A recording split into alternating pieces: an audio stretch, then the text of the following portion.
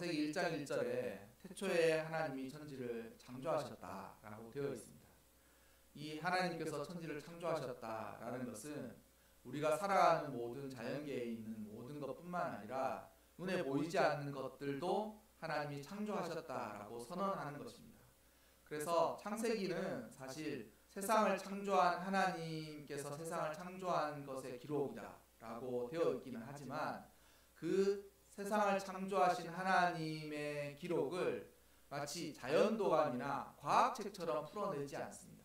단지 하나님은 선언하실 뿐이시죠. 세상은 내가 창조하였다라고 그렇게 이야기하는 것입니다.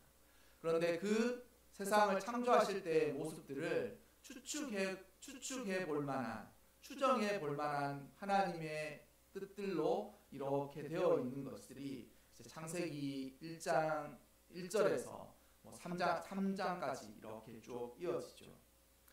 사람들이 세상을 살아갈 때 이 창조의 무구한 시간 가운데 한 인간은 열심히 최선을 다해서 자기 나름의 삶을 살아가겠지만 아주 보잘것없는 인생을 살아가는 것입니다.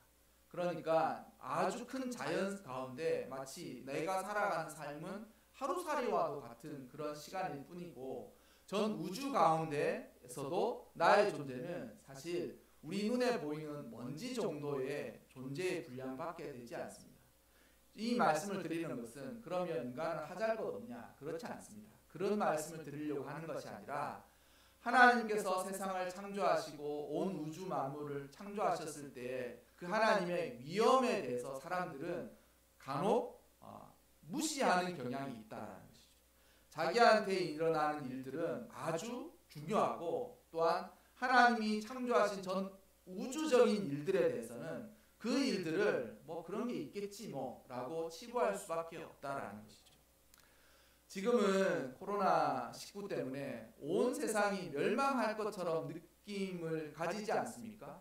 모든 사람들이 이제 코로나19 때문에 다 죽었다. 그리고 실제적으로 코로나19가 경제적으로, 생활적으로, 우리의 심리적으로 막대한 힘과 능력을 발휘하고 있는 것은 사실입니다. 그리고 이것이 우리의 피부적으로 느껴지지 않습니까? 그러니까 우리의 이제 삶을 살아가면서 사람들 마음 안에 가장 깊숙이 뿌리 박혀 있는 것이 무엇이냐? 코로나19예요. 코로나19가 우리 생각과 마음과 몸과 모든 생활까지 모든 것을 거의 지배하고 영향을 미치고 사람들이 그 기세와 그 능력 앞에 마치 아무것도 보잘것없는 그러한 존재처럼 느껴진다는 것이죠. 희한하게도 제가 목회자라서 이 말씀을 드리는지는 모르겠지만 이 사람의 죄는 우리가 지금 만연해 있는 코로나19와도 같은 그런 병적인 것과도 같은 효과가 같이 적용되고 퍼져가는데 사람들이 죄에 대한 경각심은 코로나19에 비하자면 1도 없는데 마치 코로나19가 우리 삶 가운데 영향을 발휘하고 힘을 발휘하니까 죄의 영향력은 사람들이 인간은 모두 죄인이다 라고 이 말을 이제는 유행이 너무 지나가서 그런 말을 하는 것조차가 문제라고 생각하는 사람은 모두 죄인입니다. 이 말은 이제는 유행이 지나도 트렌드가 한참 지나고 새로운 트렌드가 뭐냐면 코로나19예요. 그런데 목회자인 제가 여러분들한테 말씀드리고 제가 더 심각하게 생각하는 건 뭐냐면 코로나19는 여러분 극복됩니다. 중세에도 중세의 패스트, 흑사병은 지금 코로나보다도 훨씬 큰 위력을 발휘했어요. 그리고 페니실린이나 항생제가 생기기 이전에 사람들은 우리나라에도 역병이 창궐하 해서 사람들이 죽었다라는 그 기록이 과거에 지나가고 말았으니까 지금 우리랑 상관이 없으니까 그것이 얼마나 큰 것인지에 대해서는 사람들이 종종 잊어버리고 그냥 도외시하는데 코로나19는 여러분 언젠가는 극복이 될 거예요. 그리고 거기에 맞춰서 적절하게 살아가는 생존의 방법을 터득합니다. 근데 목회자로서 제가 여러분들한테 함께 나누고 싶은 것은 죄는 코로나19보다도 훨씬 힘이 세요. 그리고 그 효과는 영원해요. 영원해. 근데 사람들은 자신한테 지금 피해를 당하고 직접적인 효과를 미치는 코로나19에 대해서는 몸과 마음과 모든 것이 거기 앞에 다 벌벌벌벌 떨고 주의하고 조심하고 신경 쓰는데 인간이 죄인이라는 것에 대해서는 아무도 신경 쓰지 않는다는 것이죠. 저는 사실 이러한 우리의 상황이 코로나19보다도 훨씬 심각하다고 생각합니다. 그리고 이 심각성에 대해서 사람들은 이제 다 잊어버렸어요.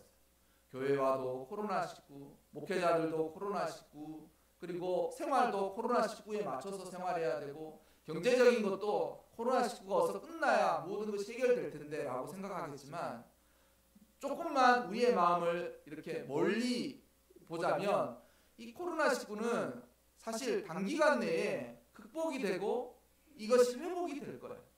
그러나 제가 더 심각하게 생각하는 것은 인간이 죄인이고 죄인은 스스로 이 문제를 해결할 수 없다라는 이 일이, 이 명제가 우리 믿는 사람뿐만 아니라 전 인류에 대해서도 더 중요하다는 것이죠. 더 중요하다는 것이죠. 그러니까 내가 만약 여러분 코로나19에 걸렸다라고 생각해 보십시오. 여러분은 어떻게 하시겠습니까? 내가 지금 코로나19에 걸렸어 라고 생각한다면 여러분은 지금 삶이 어떻겠냐고. 삶이 거의 파괴된 것과 똑같겠죠. 그리고 믿음이 있다면 하나님께 마음이 간절해질 것입니다.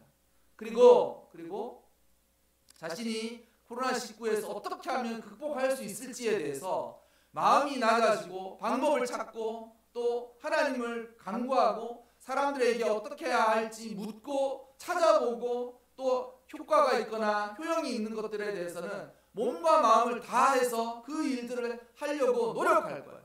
그런데 정작 자신이 죄인인 것에 대해서는 아무도 마음이 무덤덤해요. 저는 이게 사실 더 큰 문제라고 생각하고 이게 더 무섭다라고 생각합니다. 여러분, 사람의 영혼은 하나님께서 사람의 영혼을 만드실 때 하나님의 특정한 부분들을 담도록 만들어 두셔서 영혼은 영원히 죽지 않습니다, 여러분. 육신은 물론 죽고 나면 다시 부활하겠지만 한번 하나님께서 만들어 주신 이 영혼은 영원히 죽지 않아요. 불사라는 거예요. 그럼 영원하면 좋지 않습니까? 문제가 거기 있는 거예요. 영원한 형벌로 인하여서 그 삶이 귀결될 수도 있고 영원한 생명의 삶으로 그 삶이 결정될 수도 있는데 그 가운데 죄와 믿음의 문제가 자리 잡고 있는 거예요.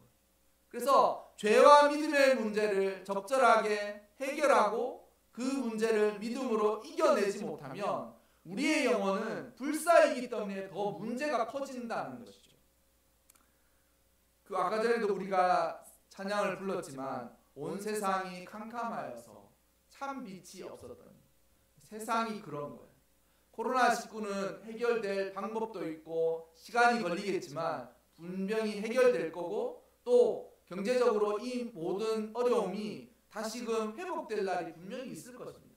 사람들이 지나간 때를 코로나19가 그때 그랬었지라고 생각하면서 메르스를 지날 때와 또 사스를 지날 때와 비슷하게 그때는 좀 힘들었었어라고 생각할 때가 있을 거예요. 그러나 여러분, 죄의 문제는 해결하셨습니까? 여러분, 우리가 죽고 나면 끝나는 것이 아니라 주님에게로 돌아가야 할 것이라는 것을 믿고 오늘 삶을 살아갈 때도 믿음으로 살아가고 계십니까? 그게 더 큰 문제라는 거예요. 제가 보기엔.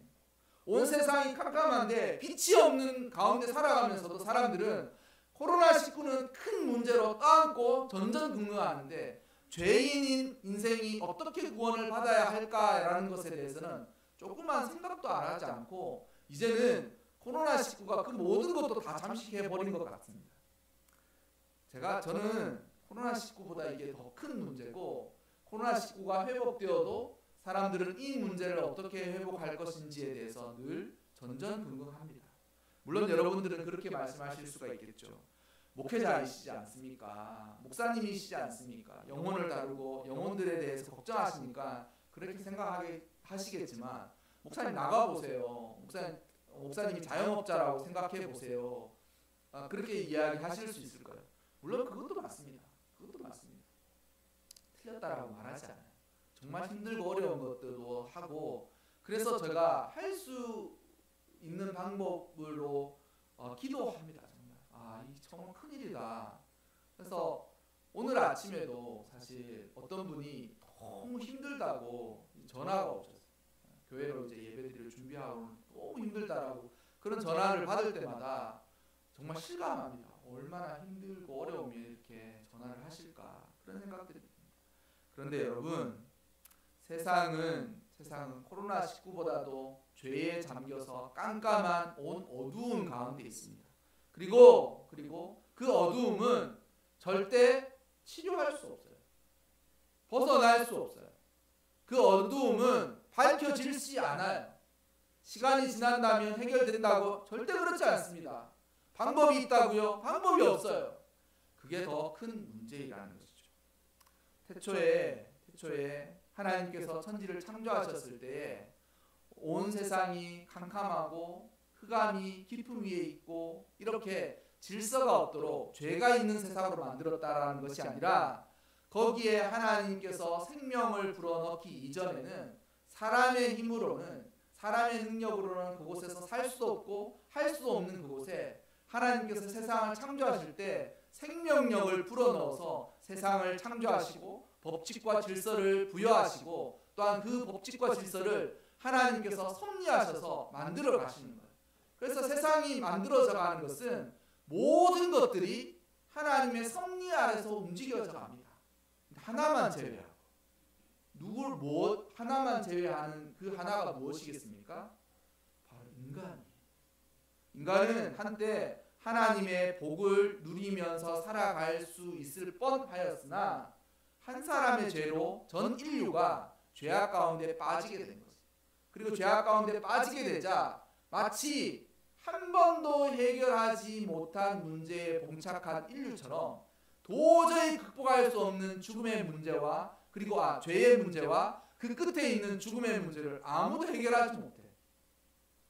그래서 그 문제를 해결하지 못하면서 살아가다가 결국 하나님께서 부여한 그 영혼이 생명의 삶을 못 누리고 살아가게 된 것입니다. 이게 놀랍지 않습니까?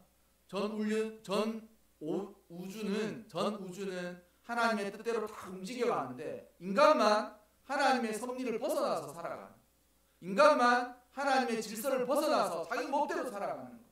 그리고 나중에 하나님께서 부여한 그 영혼의 그 놀라운 아름다움, 영혼의 그 놀라운 고결함을 지 마음대로 살면서 인생을 허비한 잘못으로 인하여서 결국 영원한 형벌에 처할 수밖에 없는 존재가 된 이것이 더 크고 더 놀랍고 더 정말 어떻게 해야 할 수 없는 그런 절망적인 일이라는 것이죠. 제가 왜 이 설교를 이렇게 이 앞서두를 장황하게 하느냐, 세상에 예수님께서 이 땅에 오시기 전에, 태초에 세상을 창조하시기 전에도 예수님이 이미 계셨어요. 그분은 말씀으로 계셨습니다. 이 말씀은 그리스어, 헬라어로, 신약 성경을 쓰여진 헬라어로 로고스라고 되어 있습니다. 이 로고스는 설명하기가 너무 어려워요. 질서, 법칙이라고 설명되기도 하고, 단지 이 로고스라는 말은 단순하게 말씀이라고 표현되기도 합니다. 그런데 이 성경책의 이 말씀이 아니라 진리로 계신 예수님이 세상을 창조하기 전에 이미 계시고 계셨어요. 그 진리로 계신 예수님이 하나님과 함께 계셨고, 세상을 창조하실 때 진리로 계셨던 예수님이 하나님과 함께 그 진리로 말미암아 세상을 창조하셨죠. 그러니까 하나님께서 말씀하신 것처럼 세상을 창조하셨을 때에 하나님이 보시기에 좋았더라. 하나님이 보시기에 심히 좋았더라. 그 말씀이 맞는 거예요. 그 진리대로 그대로 만들어졌습니까? 그런데 어떻게 했습니까? 그 진리가 유지되었습니까? 아니에요. 그 질서와 진리가 파괴되어 버렸어요. 그리고 한 사람의 불순종으로 인하여서 죄가 세상을 잠식하게 된 거죠. 그리고 아무도 거기서 벗어날 수 없어. 그러니까 죄인으로 태어나서 죄인으로 살면서 죄 짓다가 죄인으로 죽고 죄인으로 멸망하는 것이 인생의 운명으로 주어진 거예요. 아무도 거기서 벗어날 수 없어. 마치 코로나19에 걸렸는데 당신한테는 치료제도 없고 백신도 없고 치료 방법도 없고 이러다가 이제 좀 이따가 죽습니다. 이 선고를 받은 거하고 다를 바가 없지 않습니까?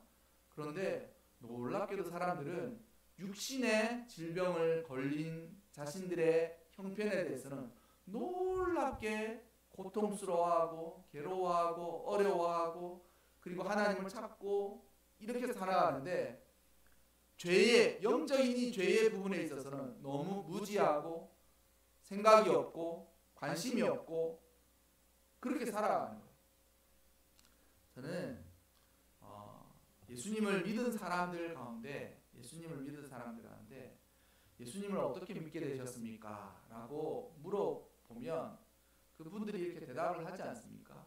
그런데 몇몇 분들에게는 예수님을 어떻게 믿게 되셨습니까? 라고 이야기했을 때 그분들의 간증을 듣고 야, 이분은 정말 하나님께서 놀랍게 섭리하지 않으셨을까? 라는 생각이 드는 사람들이 종종 있어요.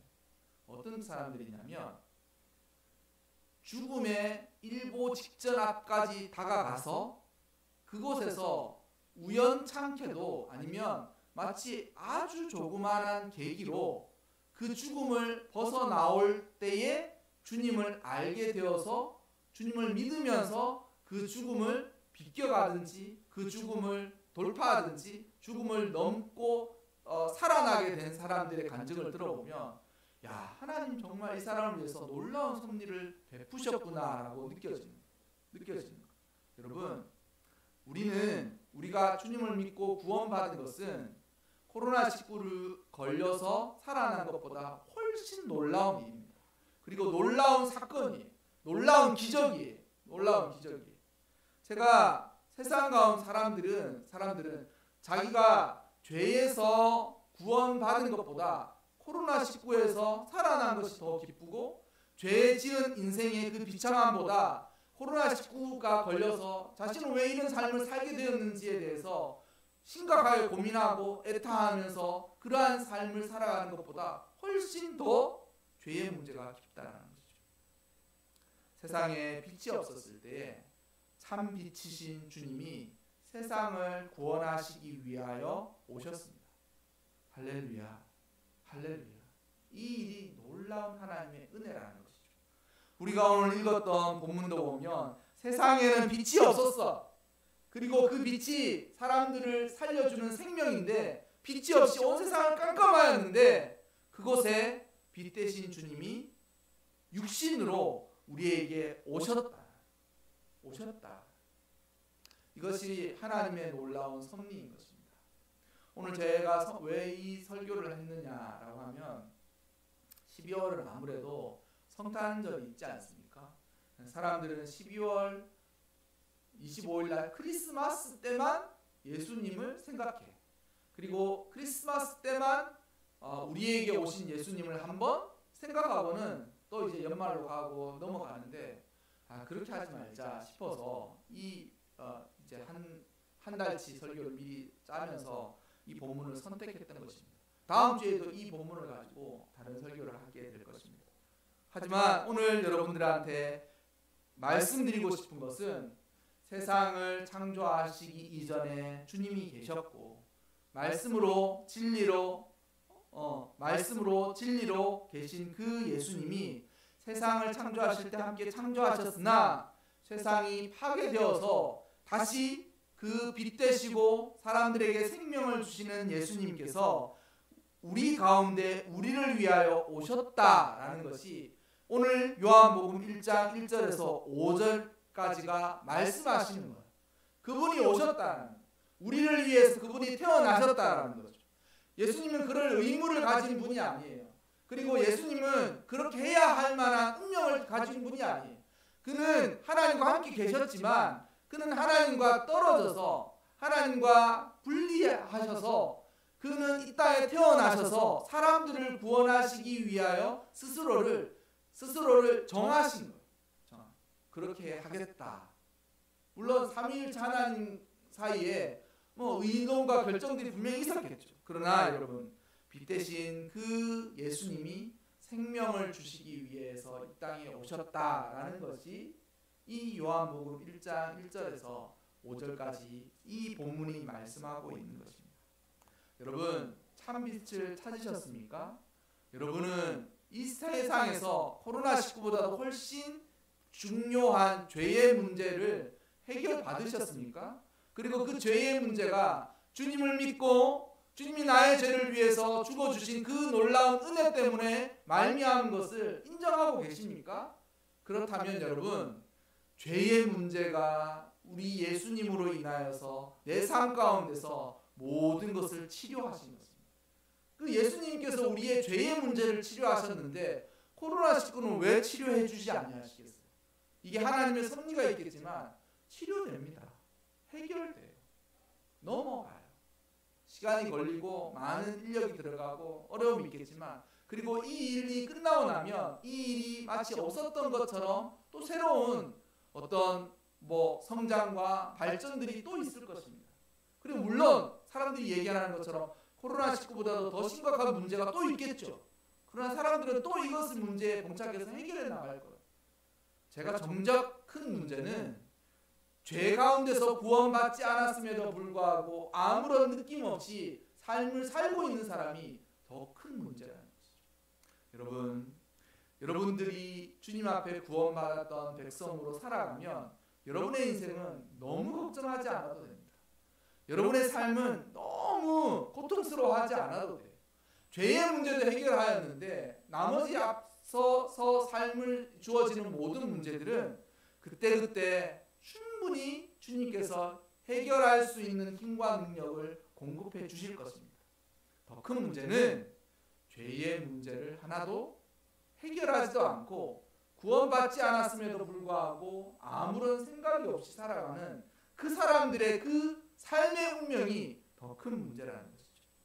온 세상이 캄캄하여서 이 찬양의 말씀을 찬양하시면서 빛 대신 주님을 꼭 이번 설교와 다음 주 설교까지 꼭 들으시면서 깨달아 알아가시기를 주님의 이름으로 소원합니다.